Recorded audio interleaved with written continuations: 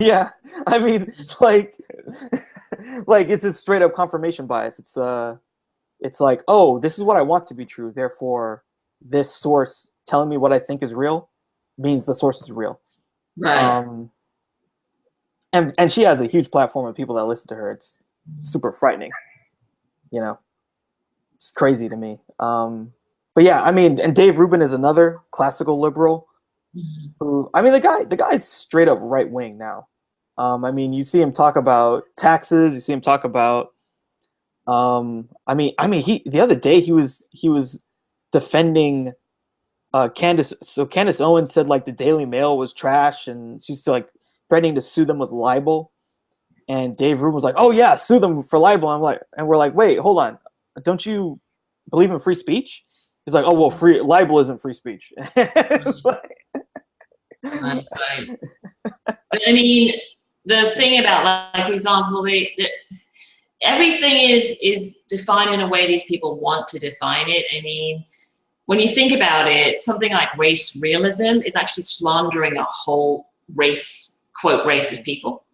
So Mhm. you're basically, if the race realism is basically saying that blacks have a less IQ than everyone, you are slandering them. So that could be seen as slander too. Yeah, yeah, but they, of course, they think that that has to be defended until the end of time for people to say that. Right. Yeah. I saw the video you did about race realism. Realism. You had some really good sources that you had posted. What was your process like? Researching that video and just diving into that subject. The process, because I got so sick of seeing these people talking about race realism and no one seems to be challenging them. So I just thought I wanted to, get some figures myself. It wasn't really very hard at all. I just found about 3 studies out of the dozens or hundreds of studies there are, which showed that it wasn't genetic, that race wasn't, that IQ wasn't genetic. And the first one I mentioned was a mixed race study where they showed that the IQ of it was children of German women and African American GIs versus children of German women and white GIs, and they found that there was only a 0.5 difference in the IQ, and that according to race realists there should be a 7.5 difference because they say that there's a 15-point difference between black and white. Well, if it was genetic, it would have been a 7.5, around 7.5 difference. But the fact is, it's remarkable that in 1940s Germany, that there was only a 0.5 difference. Yeah. Even the fact that the mixed race kids would have had a much worse time growing up. And the fact that the IQ difference was only 0.5 is just amazing to me.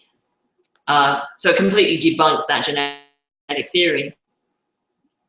And another study was the Flynn study, which showed there was an analysis of 14 different countries. They showed that IQ could rise by as much as 25 points in one generation. So if IQ is genetic, how can IQ change? Let's say your son has an IQ of 25 points higher than you. That doesn't make sense if it's genetic. It would be the same. Mhm. Yeah, exactly. Yeah, I think that's one of the things he talked about is like over time we're way smarter than our even like grandparents. And it's like, well, if it's totally genetic, what explains that?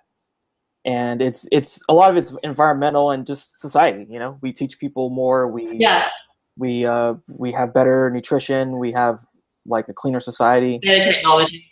Yeah, technology. And yeah, I mean, if you just think about like the stuff that we have to do in 2018 as compared to like 1918, it's a totally different society, and yeah, like it's gonna produce more intelligent people. And I Um, get so tired of hearing the Asian answer. Whenever a white supremacist is asked about the IQ question, their stock answer is Asians are higher than whites, as if it's a stock answer to get away from being told that they're racist. Well, it is racist because they're now using the Asian IQ as a way of trying to stop people saying they're racist. They are still racist. They're trying to make out blacks' IQs are the worst IQs in the world. That's racist.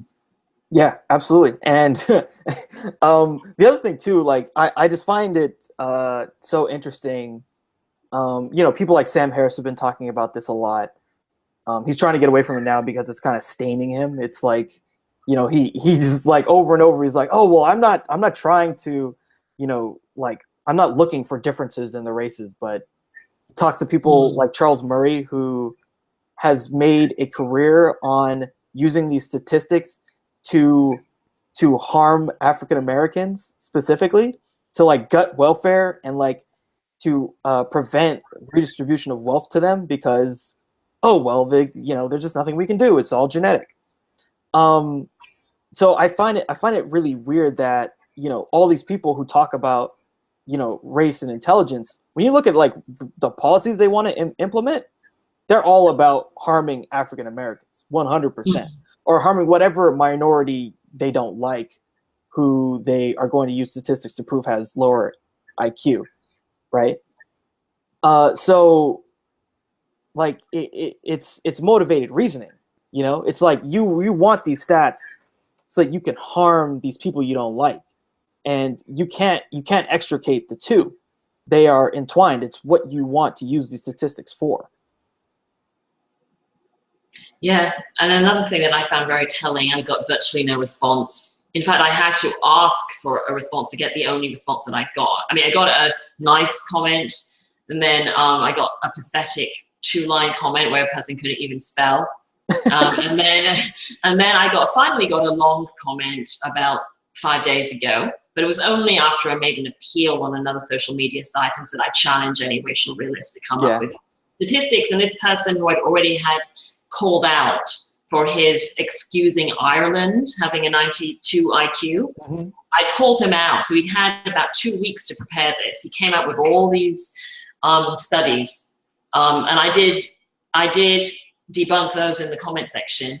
But it's just amazing the lengths that they'll go to prove that, somehow prove that black IQs are lower. But yeah, the only thing I can say for him is he went to the trouble of doing it. He must have taken probably about a week coming up with those Yeah. studies. I mean, I'll have to go through them in more detail at some other time. But what I could see is he said all the instances of mixed race IQ came up as blended IQ, and that the studies I cited were just the exceptions. That my studies were what's the word, outliers. Apparently my studies were outliers.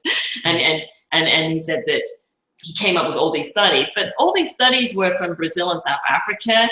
And the fact is, people who are mixed race in those kind of countries like Brazil and South Africa have better access to socioeconomic opportunities. The more European blood they have, the more access they have to socioeconomic opportunities, and therefore their IQ is going to be better through environment. Yeah. Nothing to do with genetics. Mm-hmm. I mean, Yeah, so exactly. it's going to be environmental because they're going to have, from historical reasons, they're going to have better access to socioeconomic opportunities. Yeah. So could you talk about that one more time about so like the average IQ of European countries and where Ireland falls in relation to those other countries? Yeah. So I believe that the common statistic they give for someone like America is about 100 or 99. And they always say, oh, black people have 85. That's what they say in America, that black people have, they're supposed to have, apparently supposed to have 85. And that's if you regard IQ scores as being of any significance anyway, but let's just say for the sake of argument, they are of significance.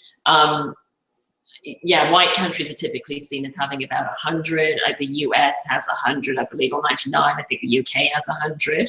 But so Ireland obviously is 8 points below the US and the UK. So that's something that's noteworthy. And I found these statistics from actually a racist academic. It's interesting that I had 91. Now, Sierra Leone is a West African country, has a lot less socioeconomic opportunities than Ireland, and they somehow managed to get 91. So I was asking, why are they 1 point lower than Ireland? And on top of that, there are actually European countries that are less than Sierra Leone.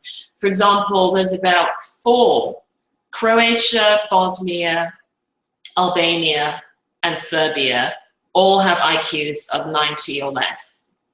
Mm. Okay? I said, explain that.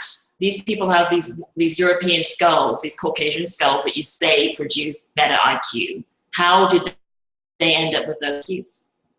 Yeah, and then So, the response you get is cognitive dissonance. Like there's no there's exactly. no rational response to that. Yeah. And I'm just interested, quite frankly, I've not seen anyone else use those figures that I did. I don't know. There doesn't seem to be much interest in actually debunking it. Yeah, I Because think I think like a lot of the time people are just like, oh well, I mean it's like the Flynn studies and some of the other studies just kind of disprove what they're saying outright, basically.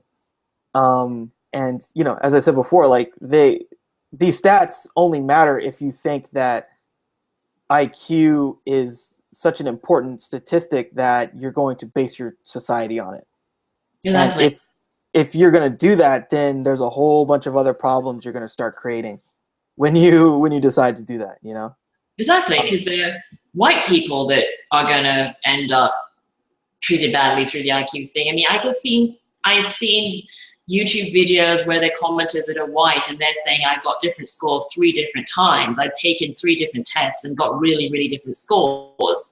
And they've also said that I got a score at school and it's affected my whole academic background. I've been labeled, and this has been white people that have said it. So IQ is a really, really bad thing across the board. It doesn't measure intelligence at all. It doesn't measure it properly. It might measure about 4 different types of intelligence and probably about 20 different types of intelligence. And it doesn't measure all of those. It's just one measure of so-called intelligence that some humans came up with about 150 years ago, and we're doing as if these people are God. It's ridiculous. Yeah, exactly. I mean, supposedly they've changed the test a bit now, but if you randomly go on the internet and take a test, God knows what answer you're gonna get spit out. I doubt that any of it is some objective assessment of the person's intelligence. And most of the companies that do these, they're private companies. They're in like Europe and America. They, it's like like people think that they're totally objective. It's not. It's just not totally objective. And now they're using these statistics as proof for their sort of their own bias.